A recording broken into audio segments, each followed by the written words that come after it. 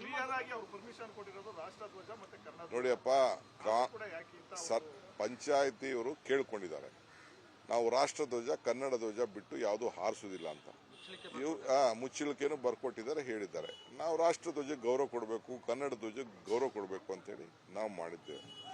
ಈಗ ನಾಮ ಫಲಕ ಕೂಡ ನಾವು ವಾಪಸ್ಸು ಹಾಕಬೇಕು ಅಂತ ಕಾನೂನೇ ಮಾಡಿದ್ದೀವಿ. ಆರ್ಡಿನೆನ್ಸ್ ಮಾಡಿ ಕಳಿಸ್ತೋ, ಗವರ್ನರ್ ಸಾಹೇಬರು ಅದನ್ನು ವಾಪಸ್ ಕಳಿಸಿದ್ದಾರೆ. ನೀವು ಅಸೆಂಬ್ಲಿಯಲ್ಲೇ ಇಟ್ಕೊಳ್ಳಿ, ಇದು ನೀವು ಈಗ ಕೊಡ್ಬೋದಾಯ್ತು ಅವರು. ಸೊ ನಾವು ಕನ್ನಡದ ಬಗ್ಗೆ ಏನು ರಕ್ಷಣೆ ಕೊಡಬೇಕು, ಏನು ಗೌರವ ಕೊಡಬೇಕು, ರಾಷ್ಟ್ರಧ್ವಜಕ್ಕೆ ಏನು ಕೊಡಬೇಕು, ಸಂವಿಧಾನಕ್ಕೆ ಏನು ಕೊಡಬೇಕು, ಅದು ನಮ್ಮ ಸರ್ಕಾರದ ಬದ್ಧತೆ.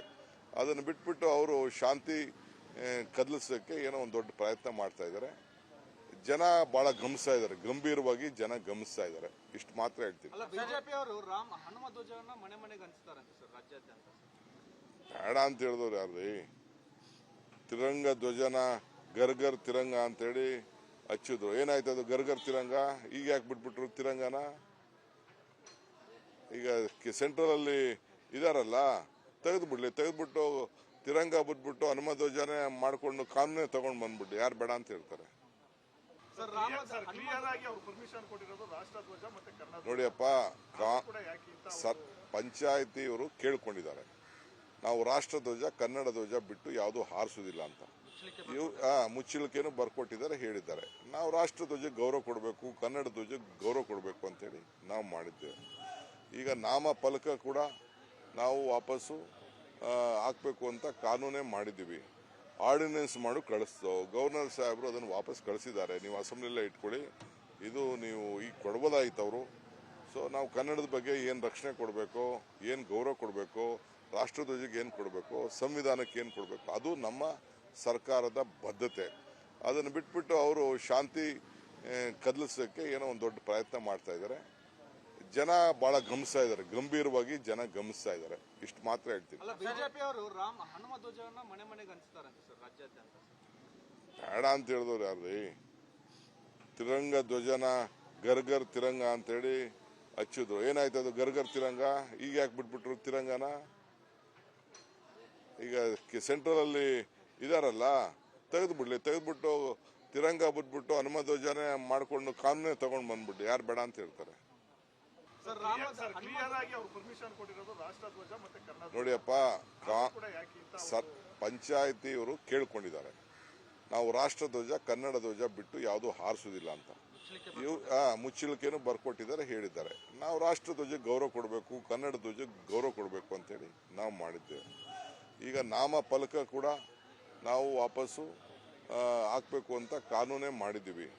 ಆರ್ಡಿನೆನ್ಸ್ ಮಾಡಿ ಕಳಿಸ್ತೋ, ಗವರ್ನರ್ ಸಾಹೇಬರು ಅದನ್ನು ವಾಪಸ್ ಕಳಿಸಿದ್ದಾರೆ. ನೀವು ಅಸೆಂಬ್ಲಿಯಲ್ಲೇ ಇಟ್ಕೊಳ್ಳಿ, ಇದು ನೀವು ಈಗ ಕೊಡ್ಬೋದಾಯ್ತು ಅವರು. ಸೊ ನಾವು ಕನ್ನಡದ ಬಗ್ಗೆ ಏನು ರಕ್ಷಣೆ ಕೊಡಬೇಕು, ಏನು ಗೌರವ ಕೊಡಬೇಕು, ರಾಷ್ಟ್ರಧ್ವಜಕ್ಕೆ ಏನು ಕೊಡಬೇಕು, ಸಂವಿಧಾನಕ್ಕೆ ಏನು ಕೊಡಬೇಕು, ಅದು ನಮ್ಮ ಸರ್ಕಾರದ ಬದ್ಧತೆ. ಅದನ್ನು ಬಿಟ್ಬಿಟ್ಟು ಅವರು ಶಾಂತಿ ಕದಲಿಸೋಕ್ಕೆ ಏನೋ ಒಂದು ದೊಡ್ಡ ಪ್ರಯತ್ನ ಮಾಡ್ತಾ ಇದ್ದಾರೆ. ಜನ ಬಹಳ ಗಮನಿಸ್ತಾ ಇದ್ದಾರೆ, ಗಂಭೀರವಾಗಿ ಜನ ಗಮನಿಸ್ತಾ ಇದ್ದಾರೆ. ಇಷ್ಟು ಮಾತ್ರ ಹೇಳ್ತೀನಿ. ಬಿಜೆಪಿ ಅವರು ಹನುಮ ಧ್ವಜವನ್ನ ಮನೆ ಮನೆಗೆ ಹಂಚ್ತಾರಂತೆ ಸರ್, ರಾಜ್ಯಾದ್ಯಂತ. ಬೇಡ ಅಂತ ಹೇಳಿದವ್ರು ಯಾರ್ರಿ? ತಿರಂಗ ಧ್ವಜನ ಗರ್ಗರ್ ತಿರಂಗ ಅಂತೇಳಿ ಹಚ್ಚಿದ್ರು. ಏನಾಯ್ತು ಅದು ಗರ್ಗರ್ ತಿರಂಗ? ಈಗ ಯಾಕೆ ಬಿಟ್ಬಿಟ್ರು ತಿರಂಗನ? ಈಗ ಸೆಂಟ್ರಲ್ ಅಲ್ಲಿ ಇದಾರಲ್ಲ, ತೆಗೆದ್ಬಿಟ್ಟು ತಿರಂಗ ಬಿಟ್ಬಿಟ್ಟು ಹನುಮ ಧ್ವಜನೇ ಮಾಡ್ಕೊಂಡು ಕಾನೂನೇ ತಗೊಂಡು ಬಂದ್ಬಿಟ್ಟು ಯಾರು ಬೇಡ ಅಂತ ಹೇಳ್ತಾರೆ?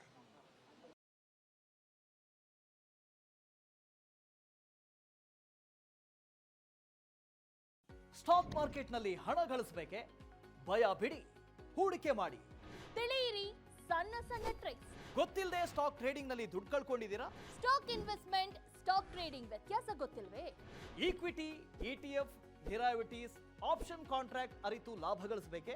ಚಿಂತೆ ಬೇಡ, 3 ದಿನದಲ್ಲಿ ಕಲಿಯಿರಿ ಸ್ಟಾಕ್ ಮಾರ್ಕೆಟ್ ಸೀಕ್ರೆಟ್ಸ್. ನುರಿತ ತಜ್ಞರಿಂದ ಪಕ್ಕಾ ಟ್ರೈನಿಂಗ್ ಪಡೆಯಿರಿ. ಸಂಪರ್ಕಿಸಿ. ಅನುಕ್ಷಣದ ಸುದ್ದಿಗಳಿಗಾಗಿ ವಿಸ್ತಾರ ನ್ಯೂಸ್ ಯೂಟ್ಯೂಬ್ ಚಾನೆಲ್ ಸಬ್ಸ್ಕ್ರೈಬ್ ಮಾಡಿ. ಹೊಸ ಸುದ್ದಿಗಳ ನೋಟಿಫಿಕೇಶನ್ಗಾಗಿ ಬೆಲ್ ಐಕಾನ್ ಕ್ಲಿಕ್ ಮಾಡಿ.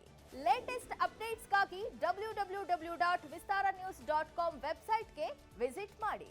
ಅಂಗೈಯಲ್ಲೇ ಜಗತ್ತಿನ ಸುದ್ದಿ ತಿಳಿಯಲು ವಿಸ್ತಾರ ನ್ಯೂಸ್ ಕನ್ನಡ ಆಪ್ ಡೌನ್ಲೋಡ್ ಮಾಡಿ.